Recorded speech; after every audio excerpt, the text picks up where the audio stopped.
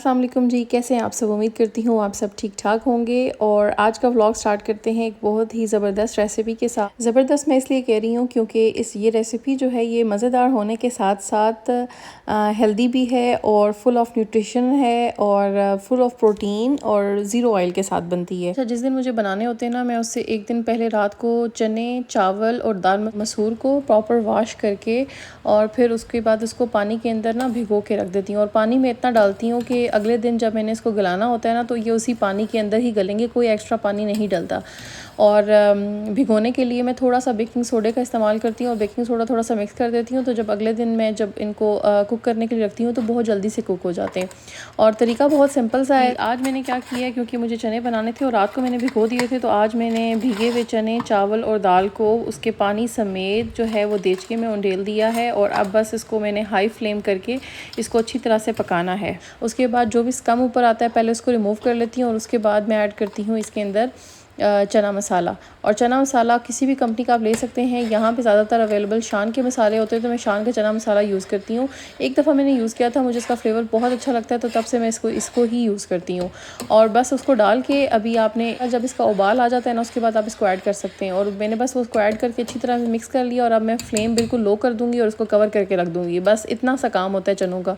और बेहतरीन किस्म के चने आपके पास तैयार होते हैं, आपको कोई इसके लिए ज़्यादा एफर्ट नहीं करनी पड़ती। शादी के बाद ना जब मैंने बनाना शुरू किए थे तो मैं अम्मी को अक्सर बताती थी कि मैं सुबह के वक्त चने बना रही हूँ। तो मेरी अम्मी अक्सर मुझे कहती थी कि भाई सुबह सुबह चनों वाला काम इतना लंबा नहीं होता और बड़ा तुम लोग लंबा चौड़ा नाश्ता बनाते हो। लेकिन मैं उनको यही बताती हूँ कि चने बनाना मेरे लिए, जिस दिन मुझे चने बनाने होते हैं ना, मैं उस दिन सबसे ज़्यादा रिलैक्स होती हूँ, क्योंकि मुझे कुछ भी नहीं और करना होता। यूजली मेरे हस्बैंड जो है ना चनों के साथ नान प्रेफर करते हैं, तो जब भी वो नान पसंद करते हैं और जब भी मुझे चने बनाने होते हैं तो मैं उनको कह देती हूँ कि वो पहले ही ना नान का इंतज़ाम कर लेते हैं और जाके बाहर से नान लेके आ जाते हैं। तो मेरा बहुत ही छोटा सा काम होता है इसके अंदर। बस मसाला डालती हूँ, उसको सारा मिक्सअप करके दम पे लगा देती हूँ और बाद में जो है बीच में थोड़ा सा मैं चेक कर लेती हूँ, एक आध दफ़ा हिला के उसको बीच में चेक कर लिया। वरना इसका सबसे अच्छी टिप यही है कि इसको आप दम पे लाइट आंच पे रख दें और उसको पकने दें। और जितनी देर में स्लो हीट पे पकता रहेगा उसी तरह उसका फ्लेवर निकल के आएगा। और एट द एंड जब 1-1.5 घंटे के बाद जब आप इसको ओपन करेंगे ना, तो वो सब कुछ जो चावल और दाल मसूर है ना, वो बिल्कुल गल चुके होंगे। वो चावल और दाल मसूर ऐड करते हैं ना, बेसिकली उसी से इसकी ग्रेवी बनती है। और आपने उतनी ही जितनी थिकनेस आपको जितनी ग्रेवी चाहिए उसके हिसाब से ये दोनों चीज़ें ऐड करनी होती हैं। तो यहाँ मेरे चने जो हैं वो बिल्कुल रेडी हो चुके हैं, बस सर्विंग का टाइम आ गया। इसके बाद मैं सर्व करूँगी और चने के साथ जो है वो इनको हम खाते हैं। मैं आजकल थोड़ा सा वेट लॉस कर रही हूँ, तो इसके लिए मुझे ये रेसिपी मेरे हिसाब से भी बहुत अच्छी है, क्योंकि मैं साथ एक चपाती लेती हूँ बग़ैर किसी ऑयल के।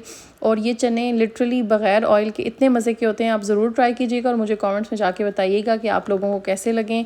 और बस नाश्ता वगैरह डन किया। नाश्ता वगैरह करने के बाद वी हेडेड आउट। मेरे हस्बैंड ने कुछ स्टफ़ लेना था अपने लिए और मैंने भी अपने बेटे के लिए ना कुछ टॉयज़ वगैरह लेने थे।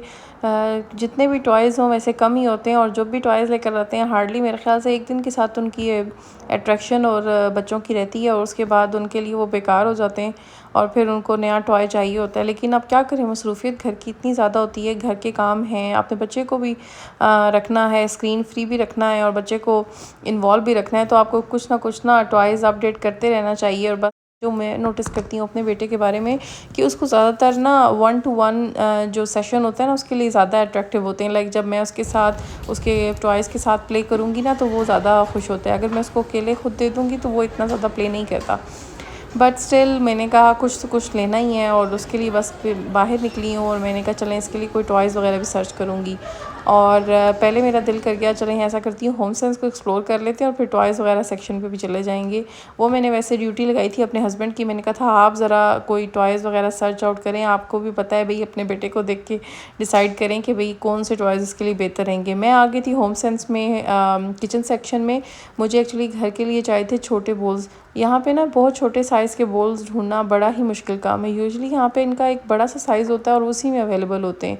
और मुझे ना बहुत छोटे साइज़ में बोल चाहिए थे बहुत छोटा भी नहीं, लेकिन पाकिस्तान में जो हम रेगुलरली मीठे के लिए यूज़ करते हैं वो बहुत बड़ा नहीं होता, लेकिन यहाँ पे जो बोल्स होते हैं ना काफ़ी बड़ी उनका साइज़ काफ़ी बड़ा होता है या वो काफ़ी गहरे होते हैं। अब यहाँ पे जितने भी नज़र आ रहे थे वो सारे काफ़ी काफ़ी बड़े साइज़ के थे, तो बस इसलिए मुझे कुछ ख़ास अच्छा नहीं लग रहा था। तो मैंने कहा चलें, इसके बाद एक और स्टोर भी एक्सप्लोर करना था, तो मैंने कहा चलें वहाँ कुछ सर्च आउट कर लूँगी।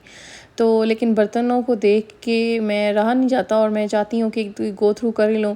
अच्छा, ऐसे कोई मेरी इंटेंशन नहीं थी आज कुछ भी बाय करने की, लेकिन स्टिल मुझे ना यहाँ पे एक डिश अच्छी लग गई थी। एक हार्ट शेप्ड डिश थी, वो मुझे बड़ी अच्छी सी लग गई थी। सर्विंग के लिए भी आप यूज़ कर सकते हैं, आप चाहें तो उसको डेकोर पर्पज़ के लिए भी यूज़ कर सकते हैं।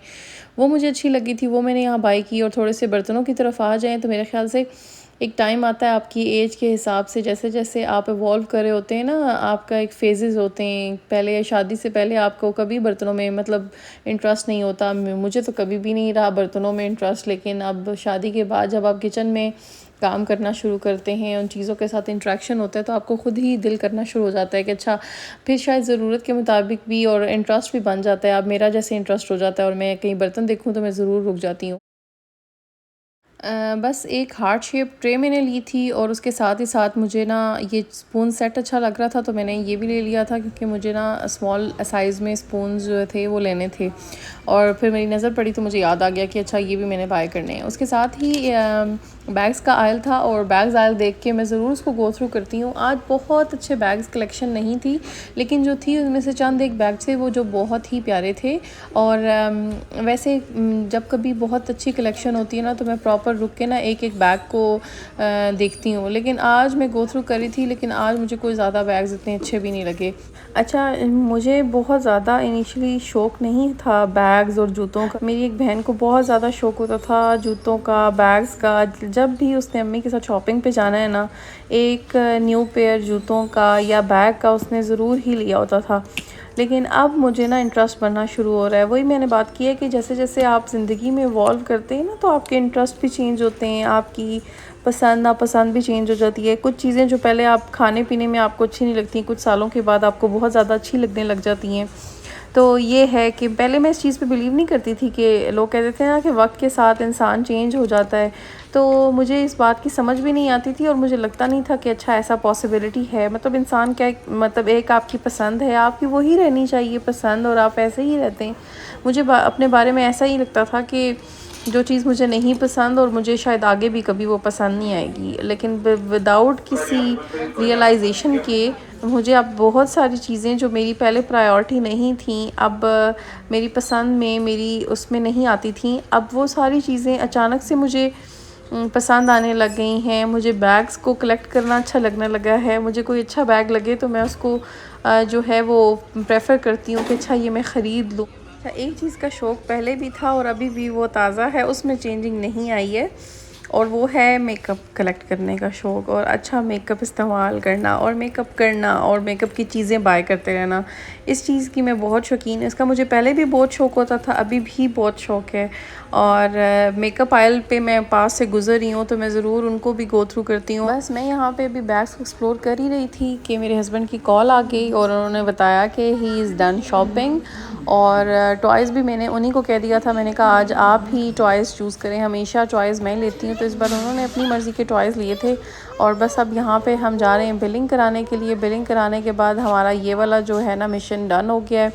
और आज मुझे कोई बहुत ज़्यादा मौका नहीं मिला कि मैं बहुत ज़्यादा अपनी पसंद की चीज़ें देख सकूँ, उनको एक्सप्लोर कर सकूँ, लेकिन फिर भी जो ज़रूरी काम थे ना, जिनमें लिस्ट था मेरे हस्बैंड के इस बार ज़रूरी काम थे, तो मैंने इस बार उनको मौका दिया। मैंने कहा ऐसा करें कि आज हम वहीं पे जाएंगे जहाँ से आपकी चीज़ें जो है ना वो लेनी हैं, ताकि आपको भी जो है ना वो प्रॉपर मौका मिले। वरना यूजुअली क्या होता है कि वीकेंड पे ना मैं अपने हिसाब से जो है वो दिन प्लान आउट करी होती हूँ, लेकिन मैंने इस बार उनको बोला कि आपकी जो भी चीज़ें हैं आप वो एक्सप्लोर करें, उनको देखें, और जब आप डन हो जाएंगे तो हम यहाँ से डन हो जाएंगे। एक्चुअली संडे को दिन बहुत शॉर्ट होता है, हम बहुत सारे प्लान्स नहीं रख सकते। सैटरडे को my husband went for some dinner with his friends, तो सैटरडे जो था वो सारा वहाँ बिज़ी हो गया था, और फिर मेरे पास सिर्फ संडे था कि जिस दिन मैं जो है कुछ अपनी जो भी मेरी पेंडिंग चीज़ें हैं या कुछ लेने करने वाली हैं, और जो ग्रोसरी शॉपिंग है वो भी मैंने संडे को ही करनी थी। उसके बाद जो है हम थोड़ी देर के लिए आगे थे वॉलमार्ट, और यहाँ से मुझे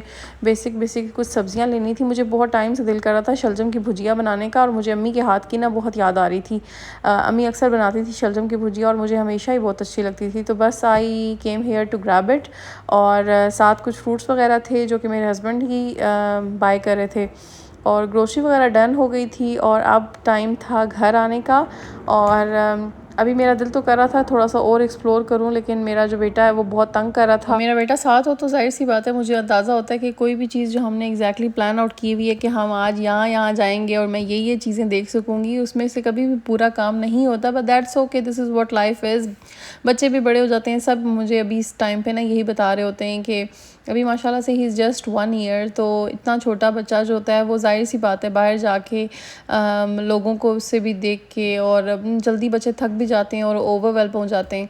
तो फिर मैंने 1 से 2 टास्क ही रखे होते हैं कि बस ये हो जाएं और बस काफ़ी हैं। और अब काफ़ी टाइम से मैं ऑनलाइन शॉपिंग करना शुरू की है, और इससे पहले मेरे हस्बैंड जो है ना वो प्रेफर करते थे कि भाई हम स्टोर में जाके जो भी चीज़ चाहिए वो ले लें। लेकिन recently I started doing online shopping, और उसका फ़ायदा सबसे बड़ा मेरे हस्बैंड को ख़ुद हुआ है, एंड ही अंडरस्टैंड्स कि हाँ ये तो बहुत अच्छा ऑप्शन है, मतलब उनके लिए भी और पर्सनली मेरे लिए भी। क्योंकि बहुत सारी चीज़ें जब घर में हम काम कर रहे होते हैं या एक्चुअल में ज़रूरत पड़ती है तो आप नोट तो कर लेते हैं, लेकिन फिर वीकेंड का इंतज़ार करना। अभी मैं असल में मैंने ड्राइविंग टेस्ट तो क्लियर कर लिया है, but still I am not driving right now. मुझे 1 साल लगेगा, उसके बाद मैं ड्राइविंग जो है वो कर सकूँगी। यहाँ पे ये रूल होता है, क्योंकि मैं पाकिस्तान में भी कभी ड्राइव नहीं किया था, तो उसके लिए भी मैं बिल्कुल इनिशियल स्टेज पे हूँ। तो मुझे टेस्ट क्लियर करने के बाद 1 साल जो है मज़ीद वेट करना है, और फिर I will be able to drive. घर आते साथ मैंने जो है वो जो हार्ट शेप ट्रे बाई की थी, मैंने उसको ओपन किया और दोबारा से देखा, और मुझे वो और भी ज़्यादा अच्छी लगी। यहाँ कर रही हूँ मैं आज के व्लॉग को ख़त्म, और उम्मीद करती हूँ आपको आज का व्लॉग अच्छा लगा होगा। अगर मेरा व्लॉग अच्छा लगा है प्लीज़ चैनल को मेरे सब्सक्राइब करें, वीडियो को लाइक करें। हम मिलते हैं एक नए व्लॉग में, तब तक के लिए अल्लाह हाफिज़, and thank you so much for watching.